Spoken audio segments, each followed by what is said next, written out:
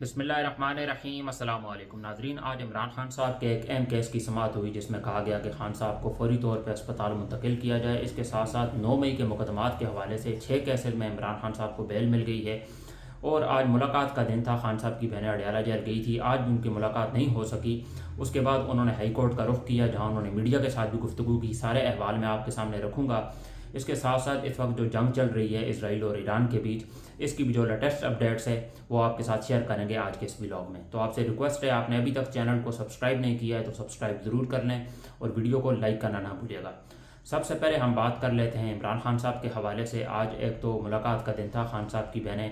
Adiala jail گئی تھی، meeting آج بھی ان کی نہیں ہو سکی جس طرح پچھلے ہفتے ہوا تھا۔ انہوں نے کافی دیر تک دھرنا بھی دیا، پھر افطاری بھی وہاں کی، اور اس کے بعد انہیں وہاں سے جانا پڑا۔ آج بھی کچھ اسی طرح کی صورتحال تھی کہ عمران خان صاحب کی بہنیں اڈیالہ جیل گئیں جہاں انہوں نے کافی دیر تک دھرنا بھی دیا ہے، اور اس کے بعد جب ان کی ملاقات نہیں ہوئی تو انہوں نے ہائی کورٹ کا رخ کیا ہے۔ آج عمران خان صاحب کے کیسز کی بھی سماعت ہوئی ہے، اور آپ یہ سمجھ لیں کہ 2 سال بعد عمران خان صاحب کو 6 کیسز میں گرانٹ ملا ہے، ضمانت ملی ہے 9 مئی کے مقدمات کے حوالے سے، جس میں کہا گیا ہے کہ عمران خان صاحب موقع واردات پر موجود نہیں تھی، جہاں حکومت کا یہ کہنا تھا کہ عمران خان صاحب نے ہی یہ سارا کچھ کرایا ہے جو 9 مئی کے مقدمات تھے، اور اس کے پیچھے عمران خان صاحب کا ہاتھ ہے۔ بہرحال عدالت نے یہ کہا ہے کہ اس کا کوئی بھی ثبوت نہیں ملا، تو 6 کیسز میں عمران خان صاحب کو ضمانت مل گئی ہے۔ اس کے ساتھ ساتھ جو توشہ خانہ کا کیس تھا، اس میں آپ یہ سمجھ لیں کہ اس چیز کو انہوں نے اور آگے ڈیلے کر دیا ہے، 10 تاریخ کی انہوں نے ڈیٹ دی ہے، اور عمران خان صاحب کے معاملے میں یہ چیزوں کو آگے لے کے جا رہے ہیں، اس میں چیزوں کو لمبا کر رہے ہیں۔ اسی طرح نواز شریف جب جیل میں گئے تھے تو انہیں ایک تو بیماری شروع ہو گئی تھی ایک دم، 5 سال اس کے بعد وہ لنڈن میں رہ کے آئے ہیں، ان کی دعوتیں بھی ہوتی تھی، ان کی فیملی کے ساتھ میٹنگز بھی ہوتی تھی، ہر کام اندر ہوتا تھا، اتنی زیادہ بالکل بھی سختی نہیں تھی۔ عمران خان صاحب کے کیسز کو یہ لمبا کر رہے ہیں، اور آج جب میڈیا سے گفتگو کر رہی تھی علیمہ خان صاحبہ، ان کا یہی مطالبہ تھا کہ عمران خان صاحب کا کہ ان کو فوری طور پہ الشفا انٹرنیشنل ہاسپٹل پہ منتقل کیا جائے۔ جو پرسنل ڈاکٹرز ہیں ان کی رسائی بھی ہونی چاہیے، ویسے تو فیملی کو سب سے پہلے ملنے دینا چاہیے، فیملی کو نہیں ملنے دے رہے despite of the fact courts کے تمام آرڈرز ان کے پاس موجود ہیں، اور یہ ان کا قانونی حق بھی ہے، یہ ان کا قانونی حق ہے کہ فیملی کے ساتھ ملنے دیا جائے۔ فیملی کے ساتھ نہیں ملنے دے رہے۔ عمران خان صاحب کو 2 انجیکشن لگے ہیں۔ عمران خان صاحب کی فیملی نے یہ کہا ہے کہ ہمیں ان کی صحت کے حوالے سے کوئی خبر بھی نہیں ہے، اور یہ کہتے ہیں کہ ہم نے علاج کر دیا ہے، عمران خان صاحب بالکل ٹھیک ہیں، ہم ان پر یقین کر ہی نہیں سکتے۔ یہ جو موجودہ حکومت ہے، اسٹیبلشمنٹ ہے، یہ جو موجودہ نظام ہے، اس پر ہمیں کوئی یقین بھی نہیں ہے۔ عمران خان صاحب نے بھی یہی کہا تھا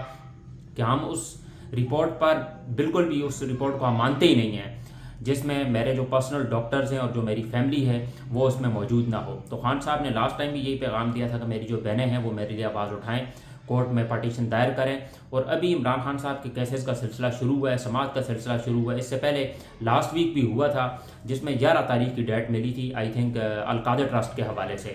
تو آج 9 مئی کے مقدمات کے حوالے سے 6 مقدمات پہ عمران خان صاحب کو بیل مل گئی ہے، اور جو توشہ خانہ کا کیس ہے اس میں انہوں نے اور اس چیز کو لمبا کر دیا ہے، اور اس کا حتمی نتیجہ ابھی تک نہیں نکلا۔ میڈیا سے گفتگو کرتے ہوئے علیمہ خان صاحبہ نے سب سے پہلے تو اس وقت جو ایران کے اندر حالات چل رہے ہیں اور امام خمینی کی جو شہادت ہوئی ہے اس پر بہت ہی دکھ کا اظہار کیا ہے، کیونکہ عمران خان صاحب تو ان چیزوں سے واقف نہیں ہیں، وہ پچھلے 3 سال سے جیل میں ہیں، تو انہیں تو نہیں پتا کہ باہر اس وقت کیا چل رہا ہے، کیونکہ ان کا پیغام بھی نہیں آیا۔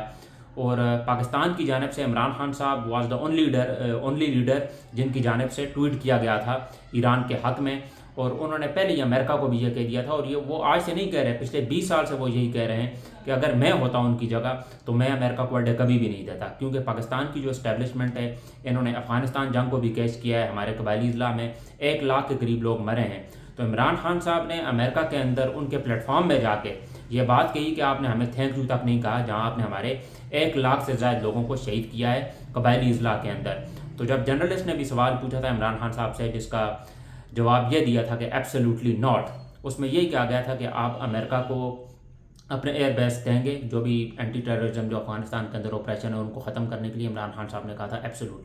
Absolutely not. تو یہ اس وقت کی صورتحال ہے، کیسز کی سماعت ہو رہی ہے، اور توشہ خانہ کیس کے حوالے سے 10 تاریخ کی ڈیٹ ملی ہے عمران خان صاحب کو، اور جہاں تک میٹنگ کی بات ہے وہ آج بھی نہیں ہو سکی، جس طرح پچھلے ہفتے ہوا تھا، احتجاج ہوا، دھرنا ہوا، لیکن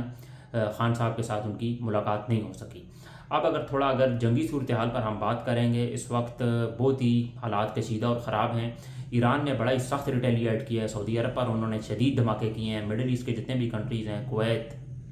قطر، UAE، ان کو تو چھوڑا ہی نہیں، اور اب اسرائیل کو بھی کافی زیادہ نقصان پہنچایا ہے۔ ابھی رپورٹس کے مطابق تو ان کا ایک شہر ہے جہاں پر ان کا جو ڈیفنس سسٹم تھا وہ نہیں بچا سکا، اور کافی ساری ادھر بھی اموات ہوئی ہیں۔ اسرائیل کے اندر بھی ایران نے بڑا ہی سخت قسم کا ریٹیلیٹ کیا ہے، بڑے شدید دھماکے کیے ہیں، اور وہ اس وقت میزائلوں کی بارش کر رہے ہیں ہر طرف۔ اور جہاں تک خوف کی بات ہے، انہیں کوئی خوف بھی نہیں ہے۔ اور ڈونلڈ ٹرمپ کی جہاں تک بات ہے، وہ مجھے نہیں لگتا کہ ایران کے اندر رجیم کو چینج کر سکتے ہیں، کیونکہ اس کے لیے ان کے ٹروپس کو نیچے زمین میں اترنا ہوگا، اور ایرانی اسی چیز کا انتظار کر رہے ہیں، جیسے یہ نیچے اتریں گے اس کے بعد ہم اچھے طریقے سے ان سے انتقام لے سکیں گے۔ اور رجیم چینج کرنا یہ بہت ہی زیادہ ڈیفیکلٹ کام ہے کہ یہ رجیم چینج کر پائیں گے، ایسا بالکل بھی نہیں ہو سکتا۔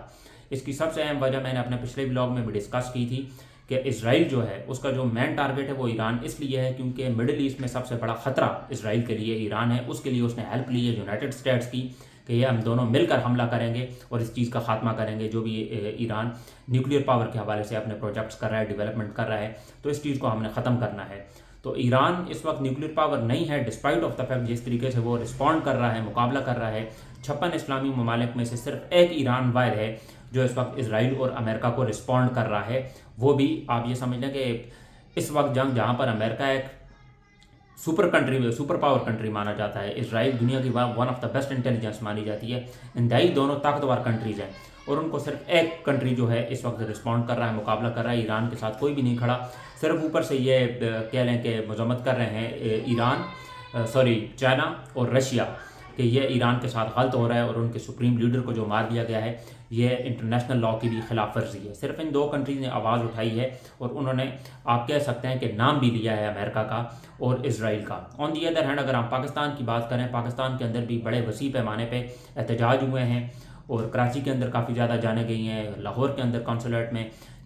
جب لوگ وہاں پہنچے ہیں پولیس نے لاٹھی چارج کی ہے، شیلنگ ہوئی ہے۔ اسلام آباد کے اندر سب سے زیادہ ایران کے بعد نقصان پھر پاکستان کو ہوا ہے، جہاں بڑے پیمانے پہ شہادتیں بھی ہوئی ہیں، کافی زیادہ نقصان بھی ہوا ہے، اور لوگ بڑی تعداد میں باہر نکلے بھی ہے، کیونکہ جو لوگوں کا موقف ہے وہ ہماری گورنمنٹ سے، ہماری اسٹیبلشمنٹ سے ٹوٹلی ڈفرینٹ ہے۔ لوگ نہیں چاہتے کہ، لوگوں کا یہ کہنا ہے کہ ہمیں ایران کے ساتھ اس وقت کھڑا ہونا چاہیے تھا، جہاں ایران کے ساتھ ہماری اسٹیبلشمنٹ، ہمارا موجودہ نظام وہ کھڑا ہونے کے لیے تیار نہیں ہے۔ اور جو ٹویٹس کیے ہیں شہباز شریف نے، نواز شریف نے، ان میں انہوں نے ذکر ہی نہیں کیا کہ یہ جو دھماکے کیے گئے ہیں، یہ جو ایران کے ساتھ جو کچھ بھی ہوا ہے، اس میں اسرائیل اور یونائٹڈ اسٹیٹس کا ہاتھ ہے، بلکہ ہمارے جو ملک کے پرائم منسٹر ہیں وہ نوبل پیس پرائز کے لیے نامزد کرتے ہیں ڈونلڈ ٹرمپ کو، کہ ساؤتھ ایشیا میں جو امن کا گہوارہ ہیں وہ ڈونلڈ ٹرمپ ہیں۔ اور ڈونلڈ ٹرمپ کا کوئی اتنا گندا کریکٹر ہے، آپ دیکھ لیں ایپسٹین کی فائل جیسے جیسے آگے جب